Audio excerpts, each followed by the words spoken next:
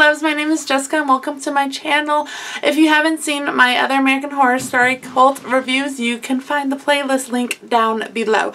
I'm pretty much assuming that if you're watching this review that you have seen the episode, so of course there are going to be spoilers up ahead, and I'm not going to go beat by beat for this episode because essentially it was 80% flashback that didn't exactly have much to do with the present day storyline that takes place in Cult.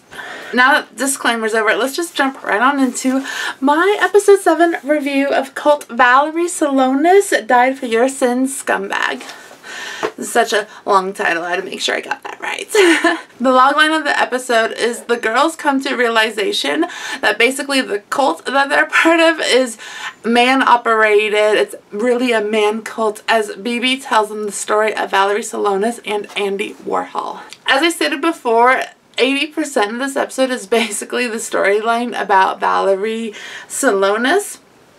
And my sister and I were we were fact-checking during the first few minutes of the episode because I had never heard of Valerie. Of course heard of Andy Warhol. I did not know about the attempted assassination. When we were looking up Andy Warhol, all we were finding was how he handled, you know, his coming out and everything like that.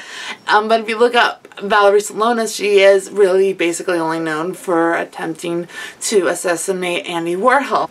So this whole episode was basically just about Valerie and her organization of scum and the Zodiac Killer, and basically just a filler episode. A filler episode is basically information that doesn't really move our present plot line forward. I felt like this episode was only there kind of as a launching point for our girls, Beverly, Ivy, and Winter, to realize that the cult that they're a part of is men-based and Kai only has his own interest. The only really story that was going on in our present day time was BB introduced herself to Beverly. BB was a former lover of Val's, and BB was just telling the girls and convincing the girls that, you know, what happened to Meadow, was Meadow really like an accident, or did Kai plan that? And it was just a realization that Beverly was having, that what BB was saying to her at the beginning of the episode is that it's whole men centered, and the first chance the men get, they're gonna cut out the women. This episode was weird for me. I kind of feel like there's not a whole lot to talk about, so if you disagree with me or if you want to talk more about this episode, please feel free to leave your comments below, and I would love to have a discussion with you, have a conversation with you. So I'm just gonna jump right on into the standout scenes because I feel like the standout scenes were probably like everyone's favorite parts. My first standout scene is just Evan Peters as Andy Warhol in general. They had him looking exactly like Andy Warhol. All his mannerisms and the way he spoke was exactly like Andy Warhol.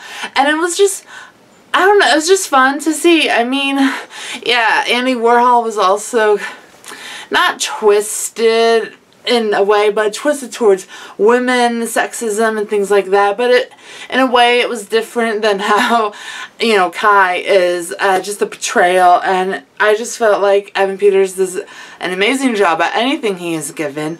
And the writers and Ryan Murphy did a great job of bringing Andy Warhol to life through Evan Peters. So I just thought him as Andy Warhol was fantastic. The second scene that actually really stood out to me was between Valerie and Andy Warhol, not the opening scene, although the opening scene was pretty great. It was intriguing, but it was also distracting because we were fact-checking the whole way through about the assassination.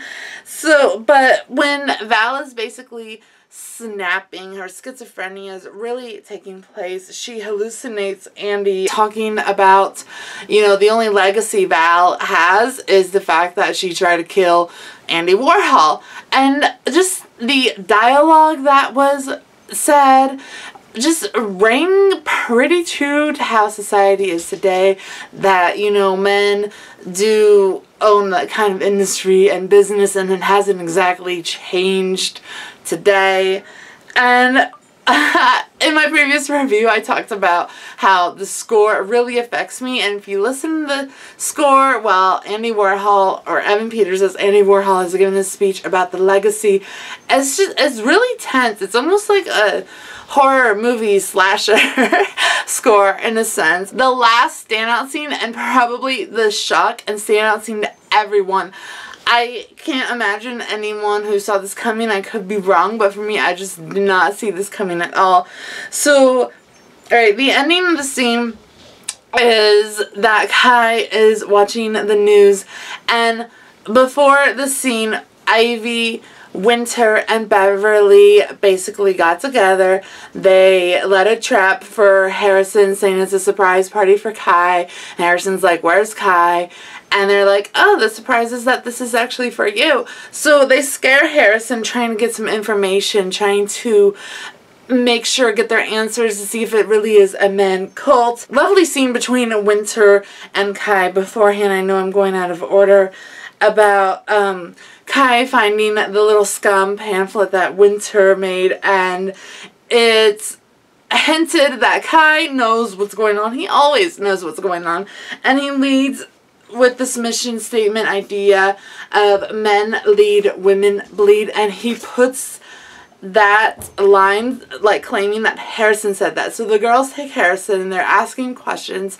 Harrison, of course, denies that statement, and I believe Harrison, honestly. What ends up happening is that Ivy kills Harrison. They dismember him, spread him out in this pond that is in a symbol. We don't know what the symbol is, but I feel like it might be the same symbol that was used during the Zodiac murders and the Scum murders, as we saw throughout this episode. I mean, disassembled body parts are covered in scum. So Kai is watching this on the news, and we only see Kai, and he says they're at their best when they're angry, and the camera pans out, and BB is right next to Kai, and I was just like, oh my gosh, of course. Kai is on top of everything. He knows everything. I don't know how they're going to, you know, get Kai. Like, I don't know. He's, it was just such a good reveal. And then the episode ended, and I'm like, okay, that was kind of the best part of the episode. So my overall thoughts of this episode, I did honestly enjoy the history lesson, as I will put it. I never heard about Valerie Solonas, so I did like learning more and looking this up and fact-checking, why can't I say that? And basically it all matched up, that it was factually portrayed, and it was just interesting to learn about this. But I just feel like this took up 80% of the episode, as I already said. I felt like it was filler, that there could have been, what did I say, that there could have, you know, they could have gone another way to prove their point. This was filler to prove the point that Ivy and Beverly and Winter, like, they need to rise up and go against Kai. I just felt like it was so much information that we don't really need to remember, and American Horror Stories are so short. There's not many episodes to begin with, so I feel like you don't really have time to just give a whole bunch of backstory on these one-time characters and relating it to the whole cult aspect and the whole feminism aspect as well. And I just felt like they could have done that shorter so they could have revealed more present times. I just felt like they didn't really have they didn't have a true present storyline to take up 60 pages in a script, so they made it all flashback.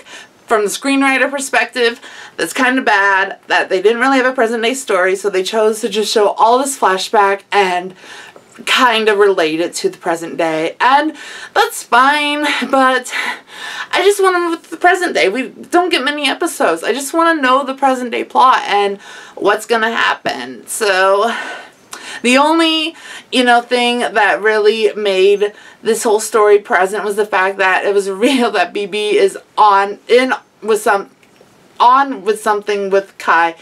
In on something, whatever. And then my other thoughts is just, you know, BB and Kai, that a shock me. Those are just my thoughts. My theories. Okay, my theory before this episode was Beverly is going to, you know, take control, overthrow Kai somehow, woman power.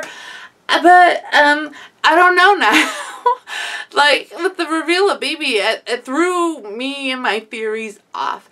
I will say the next episode looks better and more interesting as they're going to bring in Dr. Vincent back into it with Kai. So I just want to stick with the present day and know what's going to happen. Like, you have so little time to, like, tell your story. Like, don't waste your time. But overall, I'm going to give the score a 7. 7 for episode 7. Because I did enjoy, like, learning information I've never heard of before. I enjoyed the story. I just felt like they could have done the flashbacks with something else. So those are basically my thoughts. Let me know your thoughts, your opinions, your theories about American Horror Story Cult down below. Thank you so much for watching. Remember to love others, but first and foremost, always love yourself because you're beautiful no matter what anyone else says. Bye!